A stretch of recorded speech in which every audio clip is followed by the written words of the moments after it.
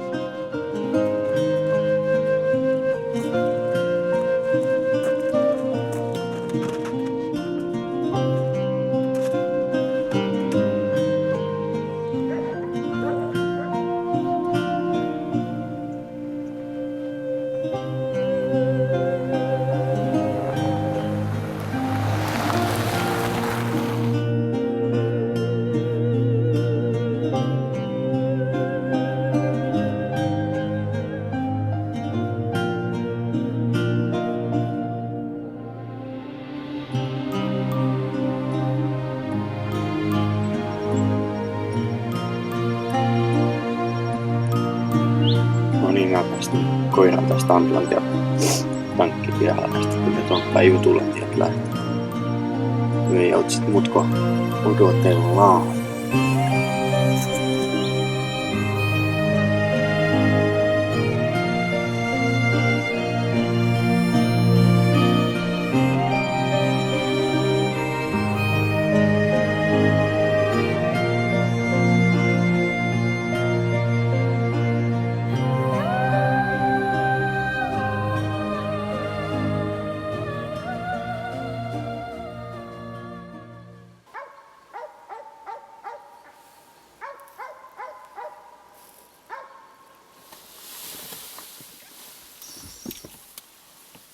No niin, haukku alkoi tuossa Mansiknummella Pieti ja Utulantia välissä. Mittenko Venäjällä hetki, että mitä se rupeaa tapahtumaan, jääkö ne siihen vai rupeaa ne valumaan johonkin päin. Mutta joka tapauksessa niin siinä Mansiknummella alkoi haukkua.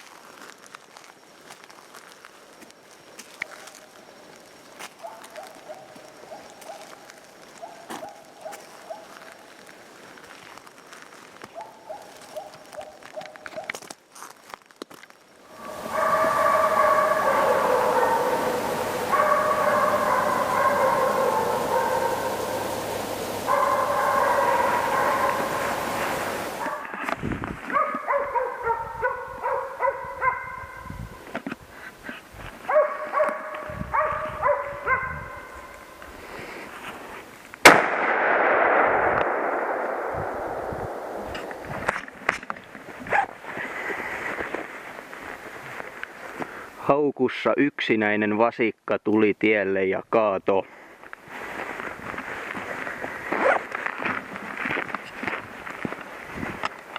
Hyvä.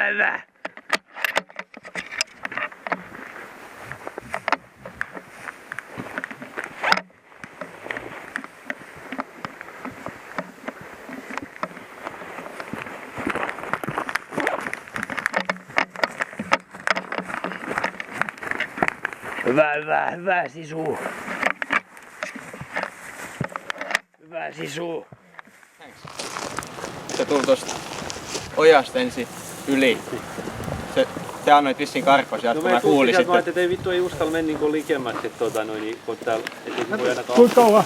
Kuulin, että Missä te olitte? sit kuulus, kun Vähän se lähti. takaa. Sitten mä näin heti Mutta sen tuolla. Se oli niinku sillä hyvinkin lähellä, että mä olisin nähnyt sen koko ajan tässä, kun mä olin passissa. Niin se tuli tosta ojasta yli ja sit mä näin, että se on vasikka yksi. Ja sit se tuli tästä niin perkele, sitten mä ammuin tässä ennen kuin se on tiellä. Niin mä olin ite tuossa 15 metrin päässä ja ammuin, kun se on tässä mättäällä. Tuosta.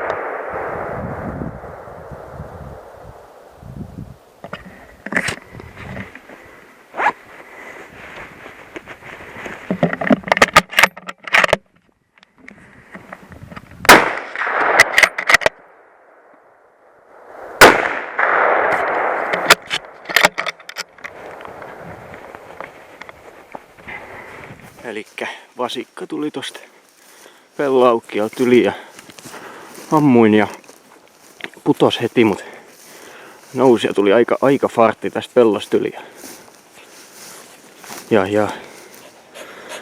Joo, eli tuli tosi aika vauhti tosta pellosta yli, niin ammuin siihen vielä 2 kertaa. Toinen laukaus oli ehkä meni ohi, en oo ihan varma, mutta 3 sit osui taas ihan hyvin. Että ei se tullut pellon puolelta ton verran, 30-40 metriä metän puoleen. Et siinä on kylmä.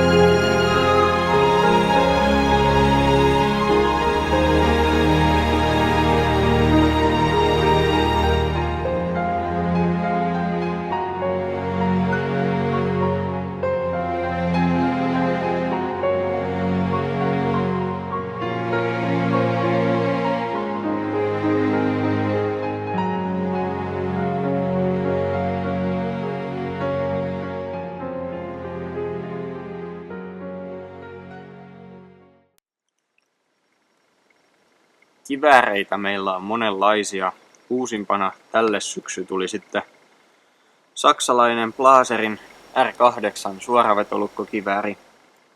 Tämä on vaihtopiippuase, eli piippu kiinnittyy täältä pohjasta 2 ruuvilla, on irrotettavissa todella nopeasti ja helposti ja tarvittavat työkalut, eli käytännössä 1 avain toimitetaan mukana ja kaliiperivalikoima on sitten loputon, että varmasti jokaiselle löytyy se mieluinen kaliiperi tai kaliiperit. Ja kiikarina tässä on nyt Zeissin Victory HT 3-12 x 56.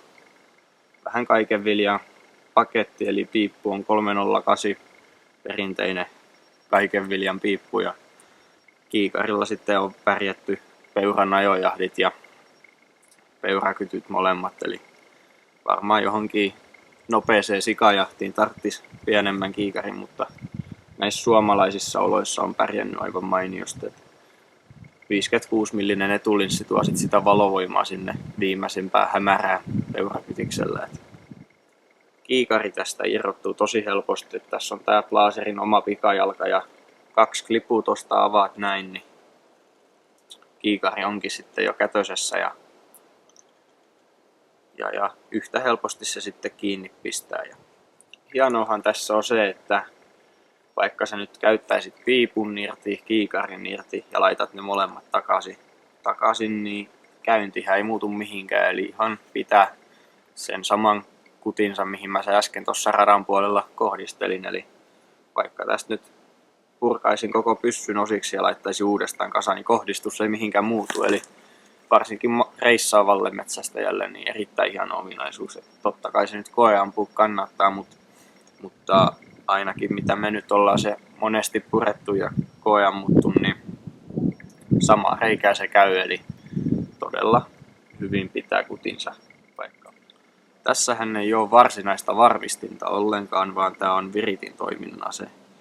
Eli kun vaikka sä vetäisit nyt panokset piippuun lukon kiinni, niin ase ei ole viritetty, vaan sitten sun tilanteen tullessa käytännössä samanlaisesti toimii kuin varmistin. Eli tilanteen tullessa niin työnnetään viritin eteen ja tällöin ase on vireessä ja ampuma valmiina. Mutta kun virittimen ottaa pois päältä, niin koko ase ei ole lainkaan vireessä, eli laukeaminen on käytännössä mahdotonta. Eli kokonaisuutena varsin hieno ja toimiva paketti, sopii erittäin hyvin käteen ja on kyllä erittäin mukava ja hyvä ammuttava. Ja totta kai hieno ominaisuus se vaihtopiippuisuus on, että mikäli tulevaisuudessa haluaa, niin kalibberivalikoima on loputon ja on muutenkin hyvin muunneltavissa tämä ase, eli kukin saa varmasti mieleisen.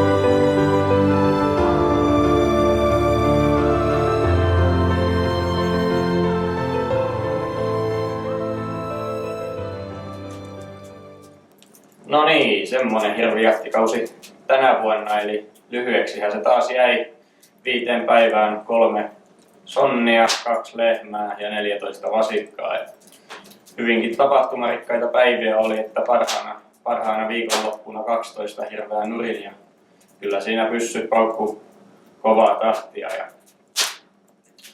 syksy oli kaikin puolin ihan onnistunut, että haavakoilta vältyttiin ja koirat pelasi ja niin poispäin. Ja omalle kohdalle osui pari kaatoa ja yhden kaatotilanteen pääsin hienosti kuvaamaan ja ehkäpä se oli se kauden kohokohta sitten ja ei kai siinä. Nyt jäädään sitten reenaa koiria loppusyksy ja jäädään venaamaan ensi syksyyn, että toivotaan, että onnistumiset jatkuu ja haluan vielä kiittää kaikkia yhteistyökumppaneita ja muita videon teossa mukana olleita henkilöitä. Ilman heitä ei olisi tämäkään video ollut mahdollinen, eli kiitos myös teille kaikille katsojille. Haluan toivottaa kaikille varsin onnistunutta ja mukavaa loppukautta ja jatketaan harjoituksia tästäkin eteenpäin.